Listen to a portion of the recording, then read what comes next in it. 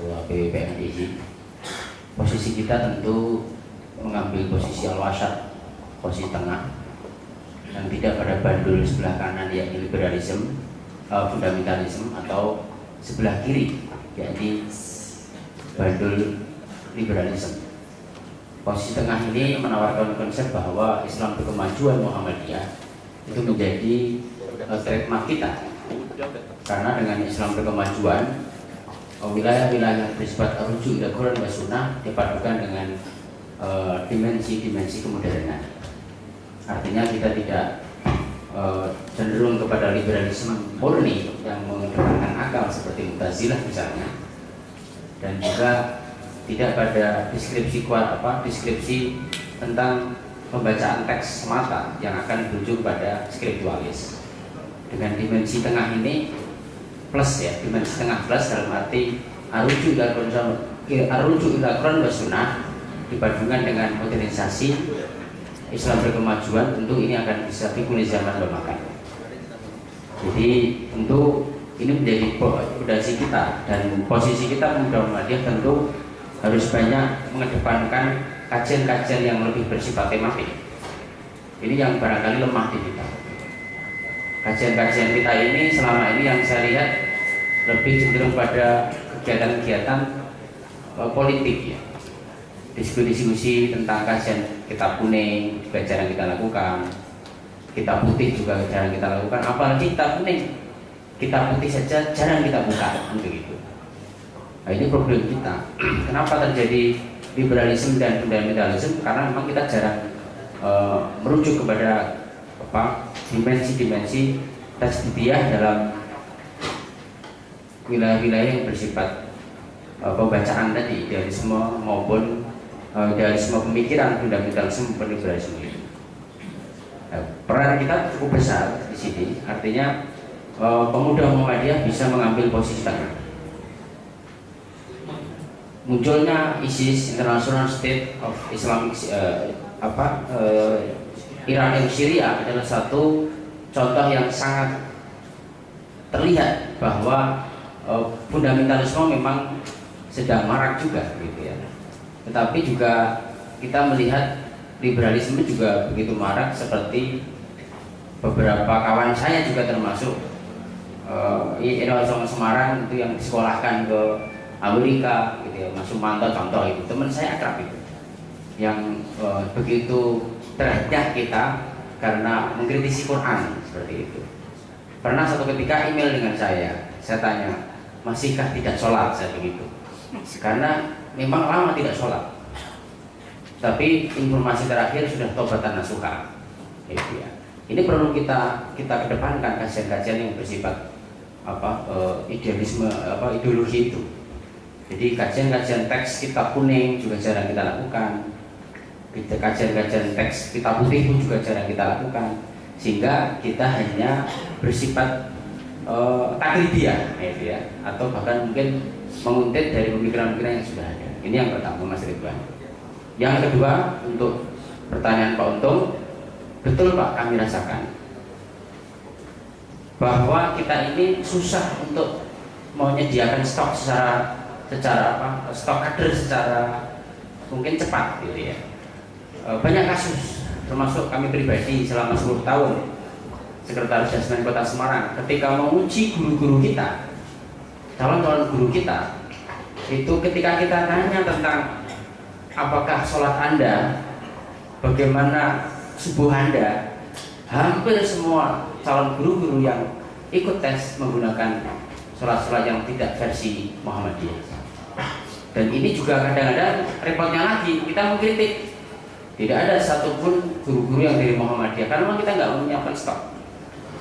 Barangkali langkah yang paling konkret untuk menyediakan stok itu adalah dengan mendorong adanya sirkulasi kader secara berjenjang. Program kaderisasi ini lemah menurut saya. Di beberapa titik yang kita lihat mungkin bersifat sporadis. Ya, tidak semua wilayah-wilayah mengadakan proses kaderisasi.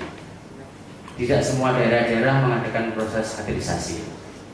Dan bahkan ketika Muhammadiyah memanggil untuk mengisi pos-pos itu, kita tergagap.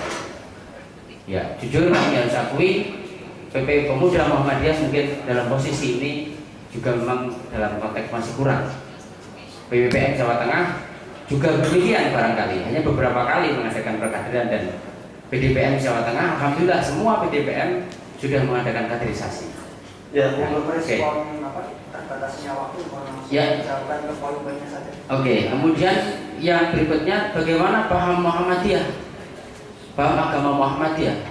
Sebagaimana kita lihat dalam 5 pokok pikiran Ahmad Dahlan ketika mendirikan Muhammadiyah, mungkin kita harus ingat kembali bahwa yang pertama adalah Muhammadiyah senantiasa bergerak dalam bidang pemurnian akidah, berjalan dengan ulama salaf. Kemudian yang kedua beragama adalah amal. Kemudian yang ketiga ini barangkali yang kita lupa adalah bahwa arruju ila Quran wa sunnah, tetapi tetap disertai dengan perkembangan zaman dan menggunakan nalar. Kemudian juga barangkali yang penting juga yang harus kita kedepankan adalah sering kita mengkaji agama, tetapi barangkali kita tidak melaksanakannya. Ini yang sering dikritik oleh Kiai Ahmad Dahlan.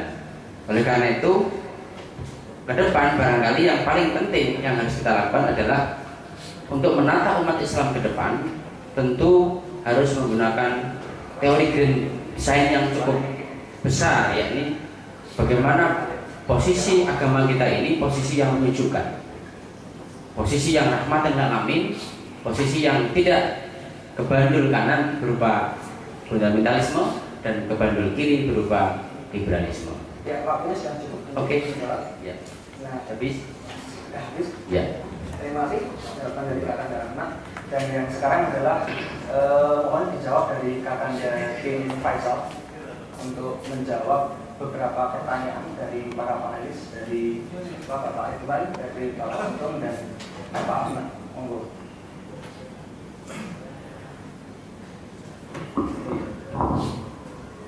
Waktunya hanya 3 menit untuk merespon pertanyaan itu.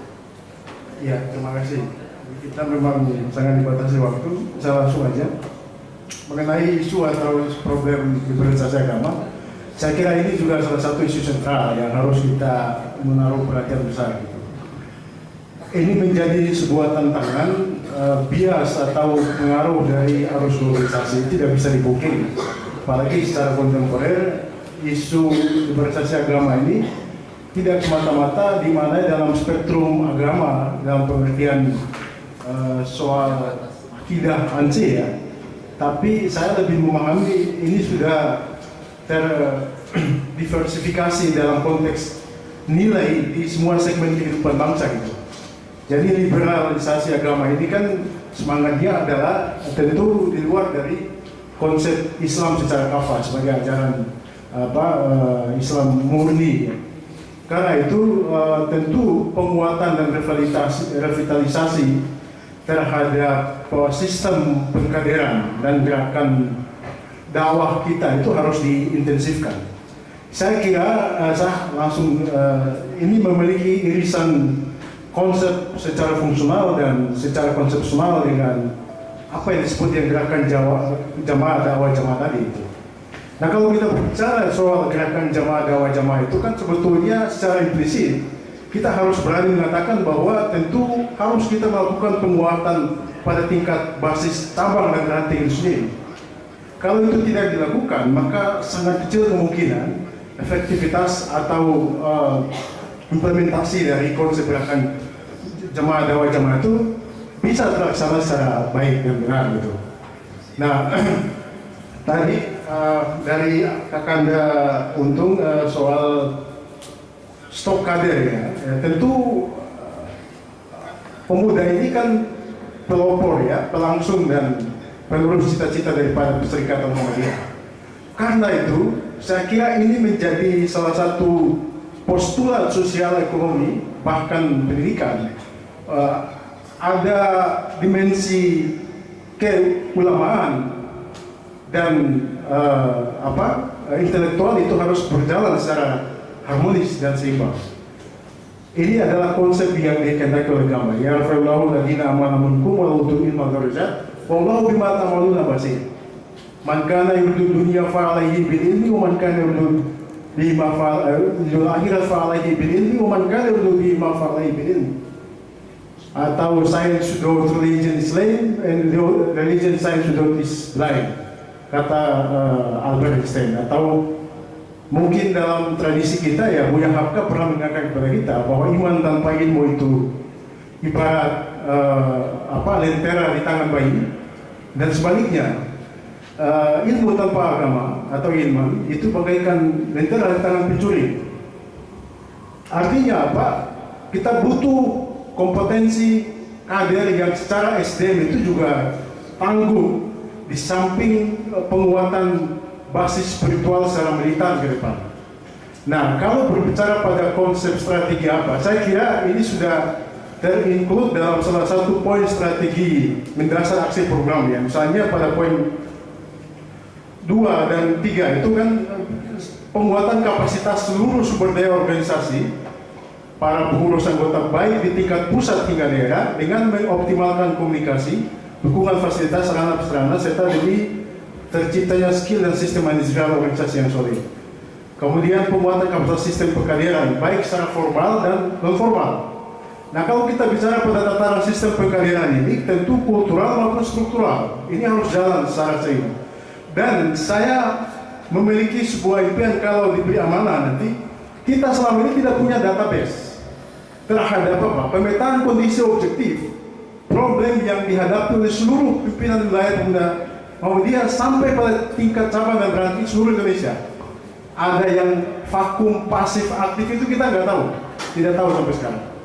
Ini saya kira sangat penting harus kita buat walaupun 4 tahun ke depan untuk mengidentifikasi stok kader kita itu sudah berapa sebetulnya, termasuk di bidang penguatan sistem pekaderan khusus calon-calon mubalik dan para dai.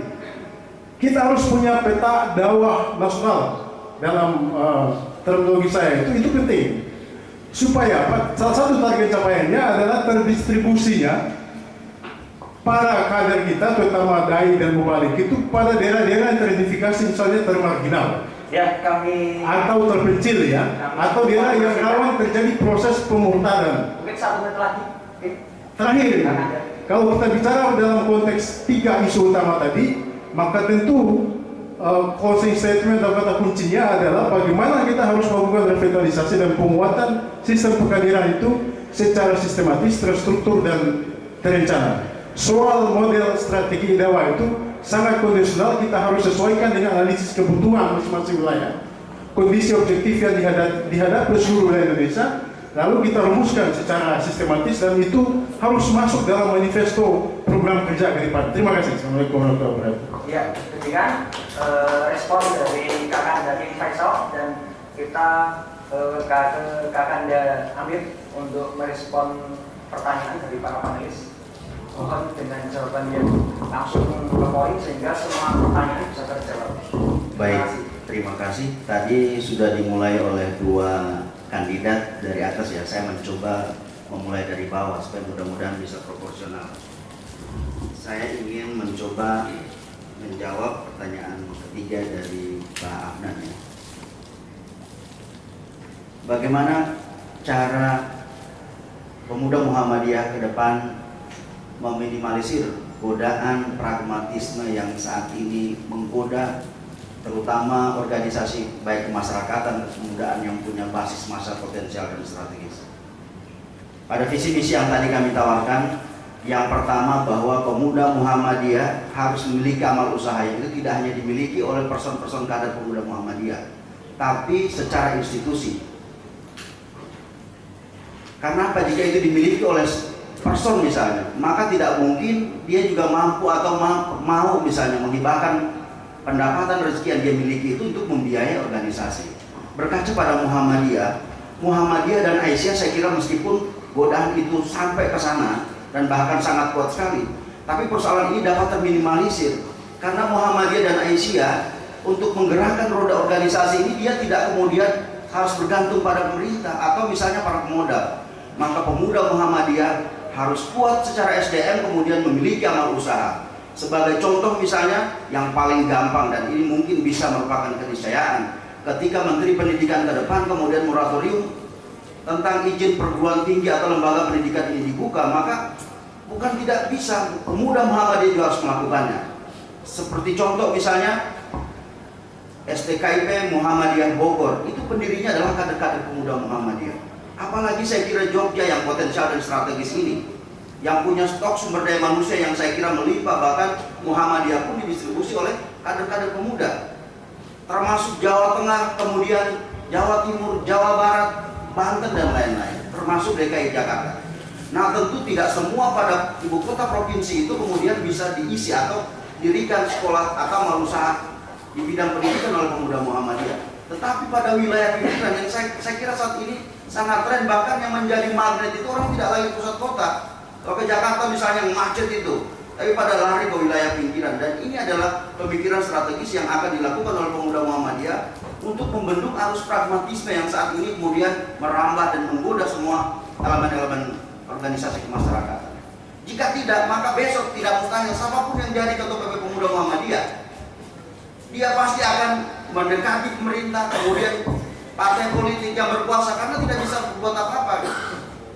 Meskipun memang ini butuh proses, tapi harus dimulai dari sekarang. Kalau tidak, maka selamanya penyakit ini akan terus mendera pemuda Muhammadiyah secara institusi. Kemudian bagaimana cara menggerakkan jamaah? Bahwa amal usaha baik itu di bidang pendidikan, di bidang UMKM misalnya, ini akan menjadi magnet sebagai tempat berkumpulnya kader yang bisa sekaligus menjadi tempat kajian, karena di sana ada sumber kehidupan. Sama halnya Muhammadiyah hari ini yang hidup ada di cabang dan ranting.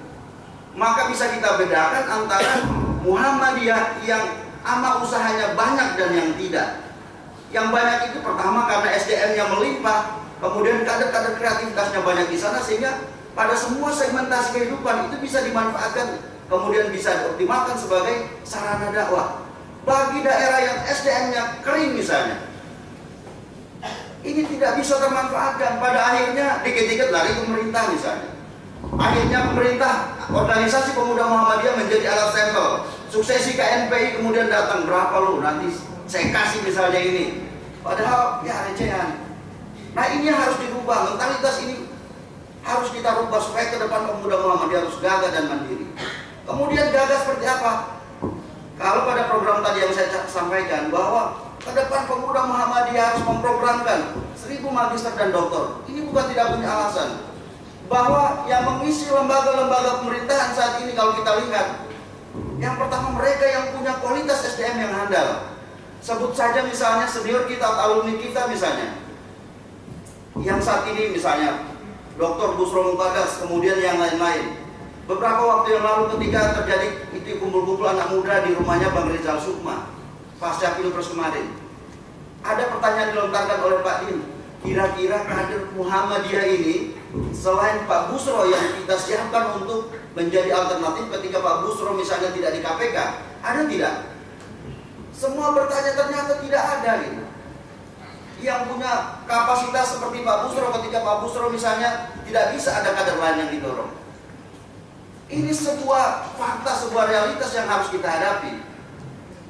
Oleh karenanya ke depan misalnya itu baru satu segmentasi, belum yang lain. Ya satu menit. Maka ke depan program yang jika diberikan amanah oleh teman-teman semuanya, oleh Muktamirin kelak, bahwa program mencetak 1000 magister dan doktor ini adalah sebuah keniscayaan yang harus dilakukan oleh pemuda Muhammadiyah. Kalau Muhammadiyah terlalu kecil, karena sudah banyak profesor doktor yang dimiliki oleh Muhammadiyah. Tapi pemuda Muhammadiyah, kalau mungkin saudara-saudara mengatakan bahwa sudah banyak, loh bukan yang saat ini, tapi ke depannya. Karena persaingan di era after dan era globalisasi itu membutuhkan sumber daya manusia yang handal. Kalau nanti ditanya sumbernya dari mana, apa dan Tuhan, tidak. Banyak peluang beasiswa yang kemudian dapat kita manfaatkan. Karena persoalannya mau nggak, atau kira-kira pimpinan punya political will tidak untuk memberikan perhatian pada dimensi ini sehingga kader-kader pemuda Muhammadiyah se-Indonesia kemudian bisa manfaatkannya. Ya, ini sekaligus menjawab pertanyaan dari Kakanda Untung tadi. Bagaimana dalam waktu 4 tahun ini misalnya untuk menyiapkan stok bagi Muhammadiyah. Terima kasih.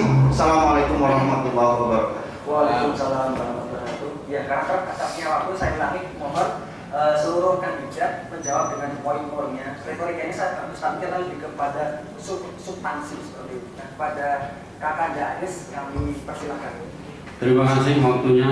Pertama saya menjawab pertanyaan Saudara Ridwan Furqoni tentang umat tengahan. Kita harus kembali kepada landasan etik kita, Al-Quranul Karim, surat Al-Baqarah ayat 143. A'udzubillahi minasyaitonir rajim. Wa kadzalika ja'alnakum ummatan wasatan litakunu syuhada'a 'alan nas wa yakuna ar-rasulu 'alaikum syahida. Wa ma ja'alna al-qiblata allati kunta 'alaiha illa lina'lama man yattabi'ur rasul mimman yanqalibu 'ala 'aqibaihi. Wa in kanat lakabiratan illa 'ala alladhina hadallahu wa ma kana Allahu liyudhi'a imanakum innallaha bin-nasi laraufur rahim. Dan demikian pula kami telah menjadikan kamu umat Islam, umat yang adil dan pilihan, agar kamu menjadi saksi atas perbuatan manusia dan agar Rasul Muhammad menjadi saksi atas perbuatan kamu. Al-ayat panjang.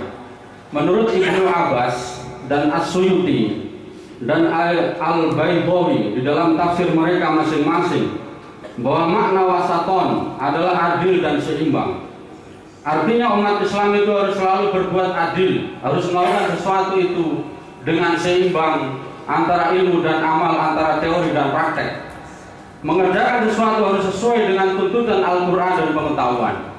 Umat dan wasaton adalah umat Islam yang moderat, umat yang tidak ekstrim kanan, bukan salafi wahabi, bukan jihadi, integris, fundamentalis dan radikal, dan tidak ekstrem kiri, liberal, ultraliberal.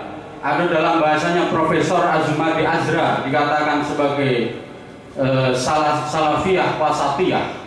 Itu adalah, dan saya kira itu sudah menjadi konsepsi dan bahkan masuk dalam materi Baitul Arqam, materi Darul Arqam yang sering kita diskusikan baik dari majelis pendidikan kader ataupun mungkin di bidang kader. Bahkan saya juga termasuk bagian dari tim penyusunan revisi sistem perkaderan Muhammadiyah yang diharapkan bisa mendekati harapan dan cita-cita sebagai umat tengah tadi, umat dan wasaton. Kemudian menjawab pertanyaan dari Pak Afnan tentang masalah pragmatis, godaan pragmatisme. Di dalam visi misi saya sudah saya tulis dengan jelas, dan mohon ini menjadi perhatian kita semua. Di dalam halaman 2, pesan dari HM Mukhlas Abror, salah satu kiai kita, ustadz kita, apalagi kalau dalam untuk menjadi anggota pimpinan Muhammadiyah, termasuk dalam kepemimpinan pemuda Muhammadiyah, tidak perlu berkampanye, kata Pak Mukhlas Abror. Apalagi kalau dalam berkampanye menghalalkan segala cara.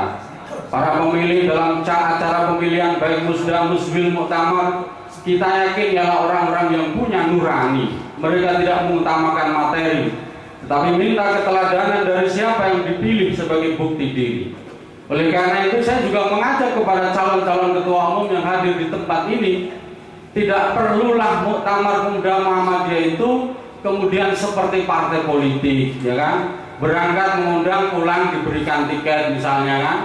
Atau misalnya terjadi money politik di arena muktamar. Saya mengajak secara tulus kepada semuanya calon-calon ketua umum PP Pemuda Muhammadiyah ini tidak perlu, dan saya percaya 300% bahwa tidak ada tradisi money politik di Muhammadiyah, tidak ada tradisi money politik di Pemuda Muhammadiyah, dan saya berharap semuanya juga seperti itu. Saya kira sebetulnya pertanyaan Mas Afnan ini memberikan satu warning buat kita semua untuk tidak sampai terjebak kepada pragmatisme itu tadi.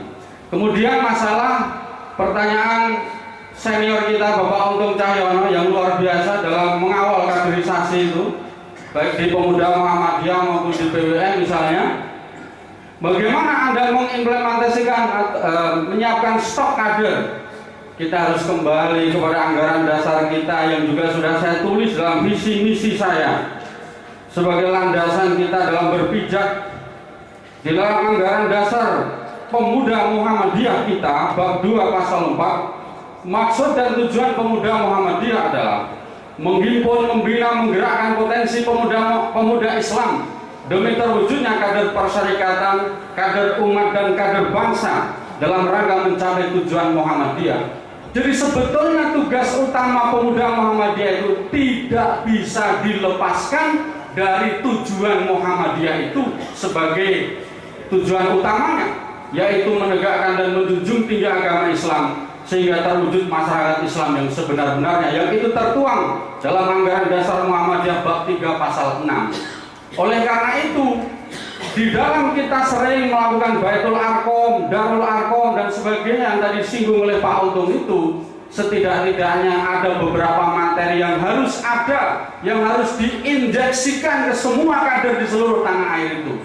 Yang pertama adalah faham agama dalam Muhammadiyah. Yang kedua, revitalisasi ideologi Muhammadiyah. Yang ketiga, pedoman hidup Islami warga Muhammadiyah, baik itu di dalam mengelola amal usaha Muhammadiyah, apakah itu dalam struktur Muhammadiyah. Oleh karena itu, ide-ide dan nilai-nilai yang terkandung di dalam faham agama dalam Muhammadiyah, revitalisasi ideologi dan sebagainya tadi itu harus benar-benar diilhami, dijiwai oleh orang-orang yang mengelola amal usaha Muhammadiyah maupun yang diberi amanah memimpin Muhammadiyah atau pemuda Muhammadiyah atau ortum-ortum yang lain, apakah Nahdlatul Aisyah, IPN dan sebagainya. Ya, kami informasikan 1 menit lagi. Oh ya.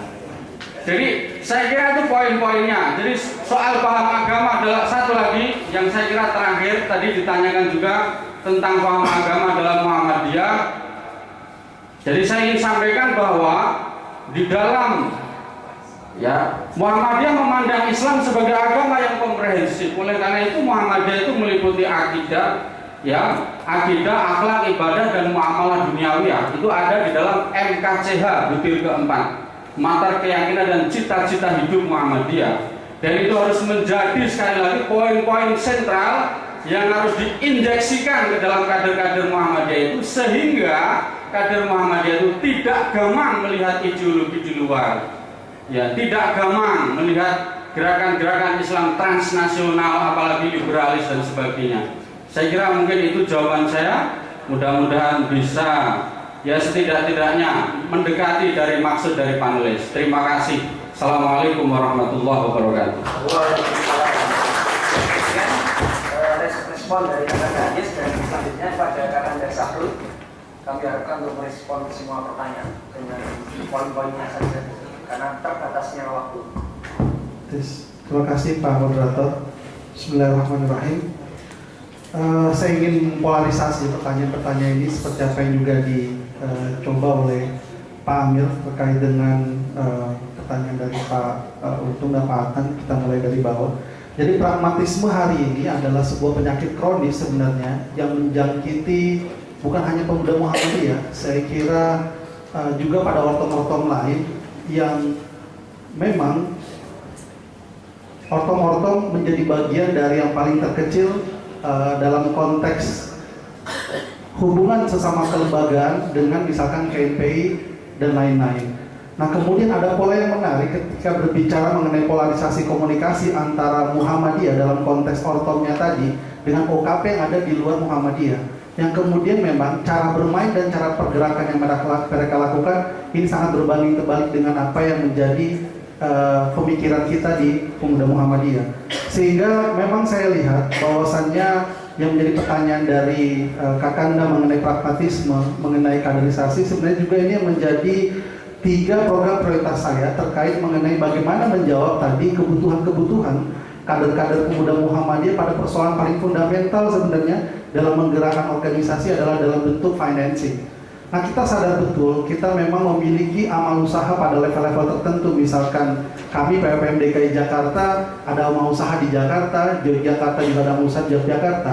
Tapi ini kemudian hanya menjadi sebuah infus yang tidak bisa mengenyangkan kita dalam tanda kutip. Maksud saya adalah ternyata memang dalam menjawab tantangan pragmatisasi ini kita harus menjawab juga dengan berpikir lebih kreatif dan lebih cerdas dalam konteks entrepreneur.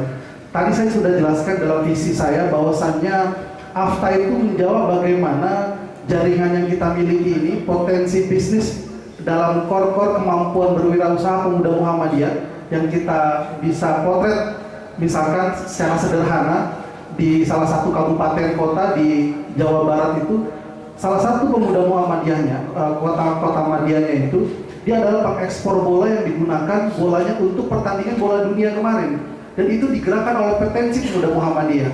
Nah, posisinya bagaimana kehadiran pimpinan pusat pemuda Muhammadiyah untuk kemudian menjembatani komunikasi bisnis yang memang bisa menjawab tantangan pragmatisasi yang memang menjangkiti dan menjadi penyakit kronis tadi. Nah, pragmatisasi ini adalah kebutuhan uang yang secara simultan atau kebutuhan uang yang secara melekat selalu menempel pada gerakan-gerakan dakwah ataupun gerakan-gerakan pemudaan. Jadi entrepreneur adalah jawaban dari tantangan masalah pragmatisasi tadi. Nah, kemudian berbicara mengenai kader juga seperti apa yang saya sampaikan dalam visi misi saya, bahwasanya pendiversifikasian atau pemberdayaan kader itu selama ini kita terkungkung pada dua domain yang sangat memusingkan kita sebenarnya, domain politik dan domain penyelenggaraan politik. Kita lupa bahwasannya banyak sekali kelembagaan-kelembagaan yang memang disitulah fungsi kita dalam konteks maksud dan tujuan pemuda Muhammadiyah adalah mendorong kader-kader terbaik kita menjadi kader umat, menjadi kader persyarikatan, kader umat dan kader bangsa. Pertanyaannya kemudian hari ini adalah bagaimana kemudian kita harus mendorong kader-kader itu pada frame-frame keumatan, frame persyarikatan, dan frame kebangsaan. Kalau berbicara persyarikatan, saya pikir pemuda Muhammadiyah sudah hatam dengan itu. Saya tidak ingin terlalu dalam berbicara masalah itu. Yang paling penting adalah mendorong kader-kader kita pada level kebangsaan, pada level masalah keindonesiaan. Saya sudah sampaikan juga bahwasannya karena kita terlalu jumud berpikir tentang internalisasi pemuda Muhammadiyah yang lagi-lagi kita hanya, mohon maaf, ini terjadi di mana-mana antar sesama pemuda Muhammadiyah meributkan posisi rektor misalkan. Antar pemuda Muhammadiyah meributkan posisi dekan. Tapi kita lupa bahwasannya di luar itu masih banyak ranah-ranah kebangsaan yang bisa kita maksimalkan. Nah, inilah fungsinya pimpinan pusat pemuda Muhammadiyah ke depan, memotret kemampuan kualitas sumber daya manusia yang kita punya 4 modal dasar tadi.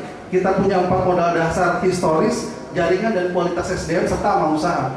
Nah, kualitas SDM seperti tadi disampaikan oleh saudara saya mengenai kemampuan dalam bidang hukum misalkan, kita punya benchmarking dengan Dr. Busro Mukodas, tapi kita lupa siapa setelah itu penerus Dr. Busro Mukodas dalam konteks orang yang memahami masalah hukum misalkan. Nah, atau masalah masalah dunia teknik atau masalah kebudayaan dan seterusnya. Kita selama ini pemuda Muhammadiyah itu selalu berbangga diri ketika kita punya kader, dia mumpuni hanya menjadi kader internal yang memang sudah termasyur di situ. Ya, tapi kita lupa, ya. Tadi saya minta waktunya Mas Rohmat yang tadi ini sedikit. Jadi maksud saya adalah saya berbicara kita ini terlalu tersilaukan dengan kader-kader pemuda Muhammadiyah atau kader-kader Muhammadiyah yang selama ini sudah berbicara pada konteks nasional.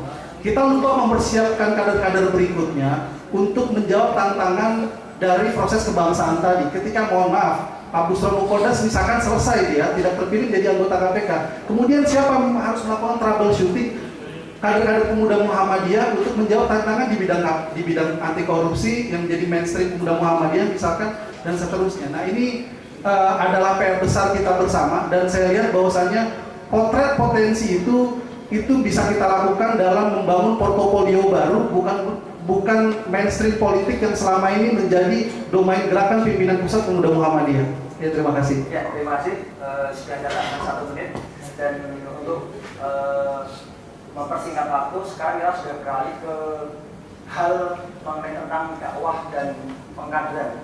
Yang jelas bahwa dakwah dan pengkaderan adalah bagian dari pemuda Muhammadiyah yang tidak bisa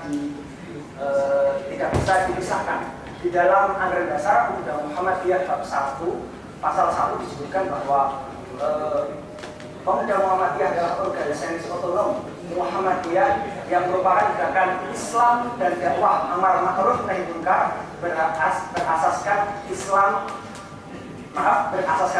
dan bersumber Al-Quran dan As-Sunnah. Nah, dalam konteks ini bahwa dakwah merupakan jantung pemuda Muhammadiyah yang lambat laun ini mulai dilupakan. Hal ini dapat dilihat bahwa gaung gerakan dakwah pemuda Muhammadiyah baik di tingkat lokal maupun tingkat nasional saat ini meredup. Apalagi sekarang ada tantangan gerakan dakwah yang sifatnya nasional, tradisi nasional dengan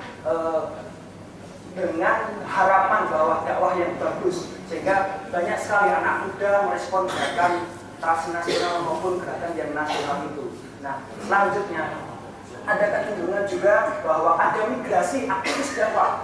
Dulu pemuda Muhammadiyah, sekarang gerakan ini dan sebagainya, dan lagi-lagi ada yang pihak disalahkan. Nah, dalam melihat konteks ini, kami menginginkan bahwa bagaimana para kandidat melihat persoalan ini, persoalan bagaimana visi dakwah yang bagus, yang ke depan, yang tepat untuk PM, dan bagaimana memunculkan dakwah yang kreatif, yang menjadi unggulan pemuda Muhammadiyah, yang membedakan dengan gerakan yang lain. Saya kira ini harus direspon, dan nanti kami harap para panelis lebih menukut lagi dengan pertanyaan-pertanyaan yang satu arah mengenai dakwah dan kaderisasi. Saya kira kepada Bapak Afnan, Bapak Iqbal untuk bisa mempertanyakan seputar dakwah dan kaderisasi. Ya, saya kira tadi sudah Pak Ridwan yang pertama, sebelah kanannya Pak Ridwan, Pak Afnan ya. Ya, terima kasih.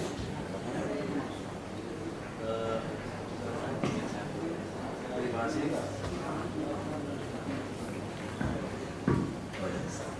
Terima kasih. Jadi seperti yang diharapkan tadi, bahwa Pemuda Muhammadiyah merupakan organisasi otonom yang bergerak di bidang dakwah itu pasti, ya.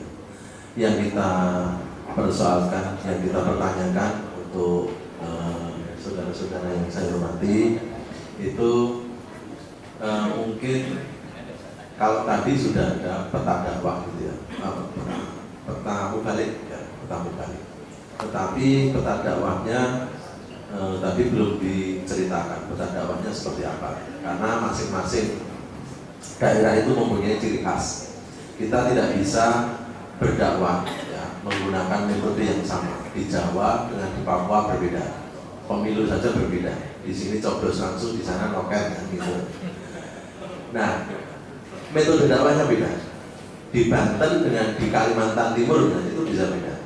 Oleh karena itu mungkin dari kandidat ini bisa bercerita bagaimana nanti model dakwah khas pemuda Muhammadiyah yang pas untuk daerah-daerah tertentu melalui peta dakwah. Itu dulu sudah dilakukan oleh mu'alimin, ya. Mu'alimin melakukan istilahnya yang belum lulus itu dibenung. Dibenung itu ditempatkan, disuruh mengajar di situ. Nah, mungkin pemuda Muhammadiyah itu kalau bapak-bapak, saudara-saudara ini menjadi pimpinan, itu bisa melakukan hal yang sama. Dan apa yang akan dilakukan setelah itu? Saya kira itu satu saja karena waktunya. Terima kasih. Oke, terima kasih.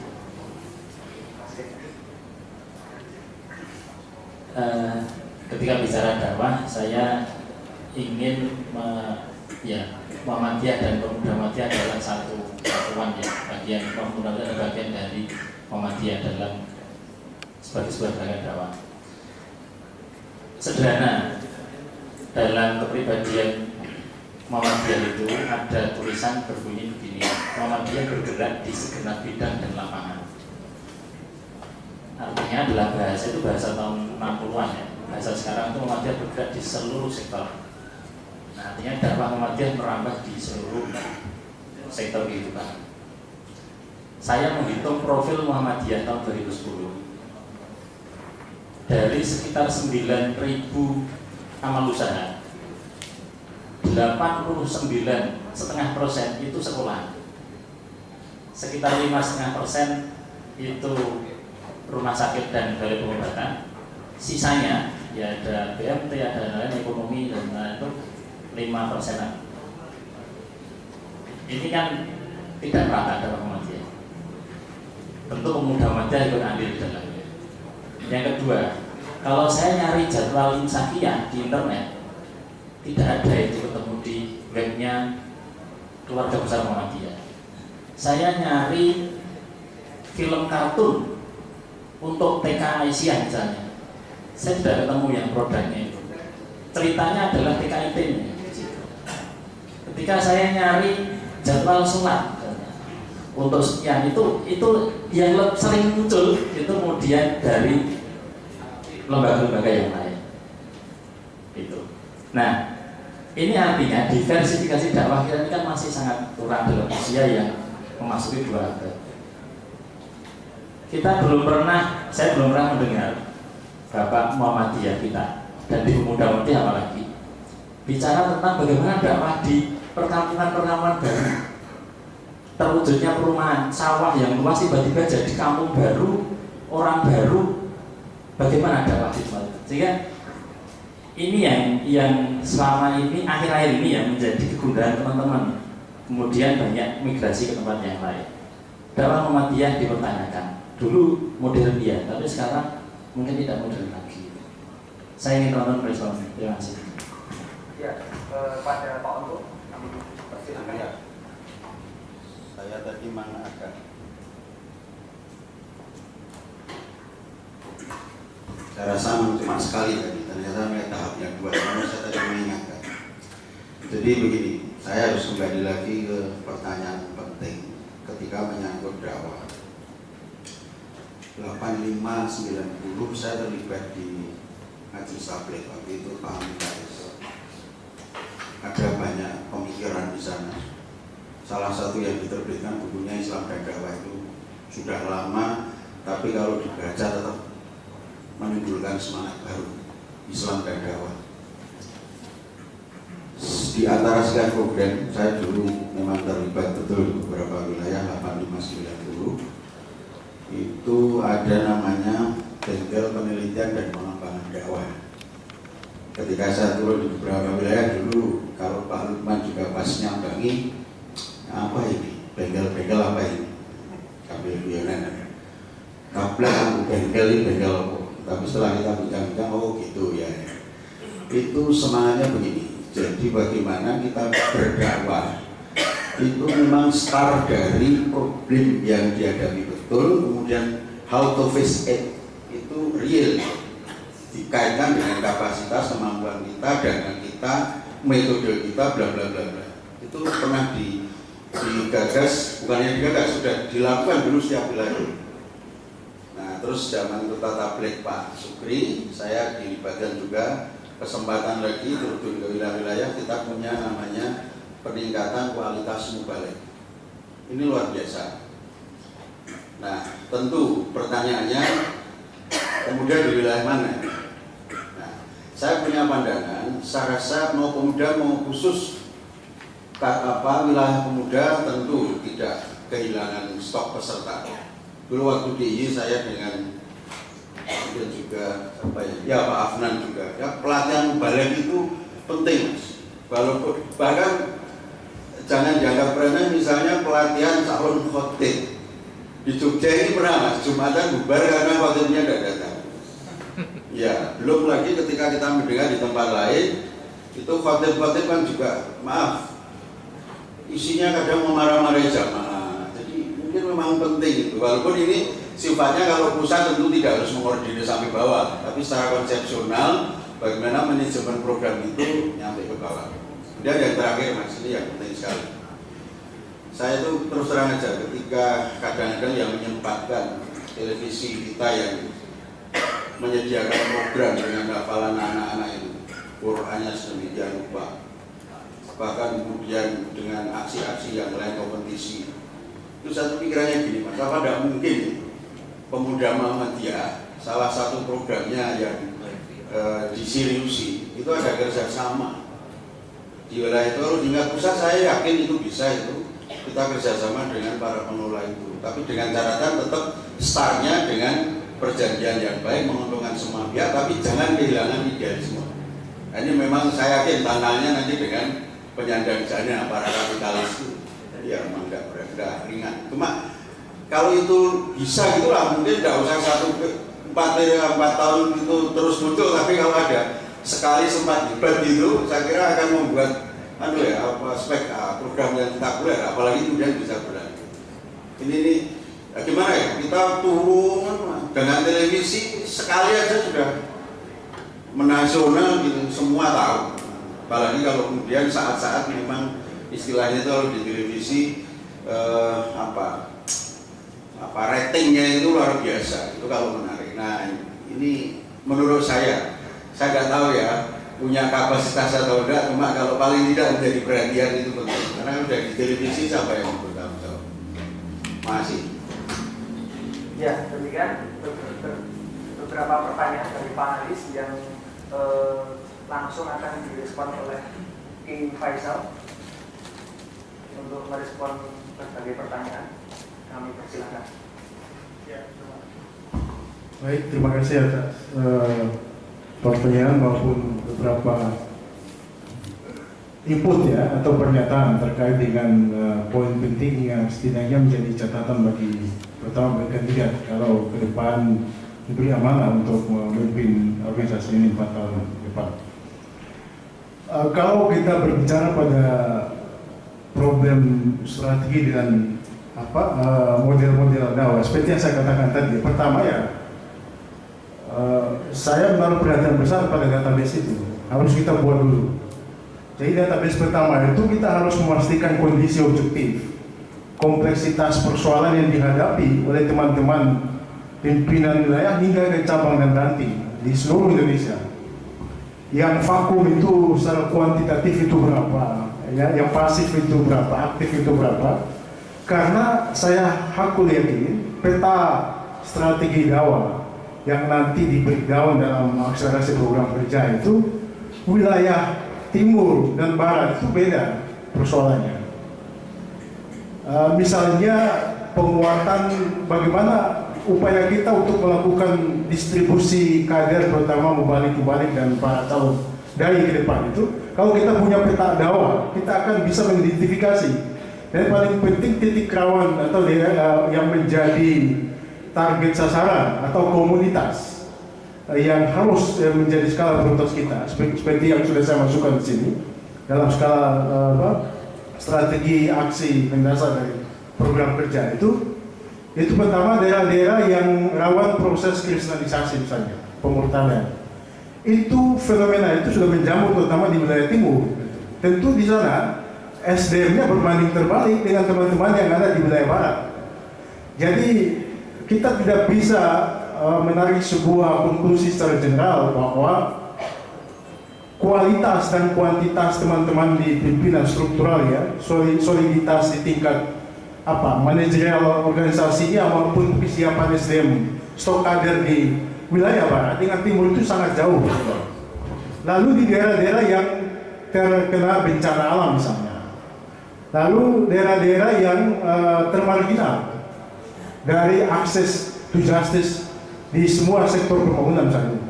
Karena itu kita harus melakukan proses assessment terhadap basis keagamaan di semua komunitas desa atau cabang ranting yang ada itu supaya kita tahu persis kondisi sosial ekonomi budaya yang dihadapi oleh jamaah yang berada di level itu.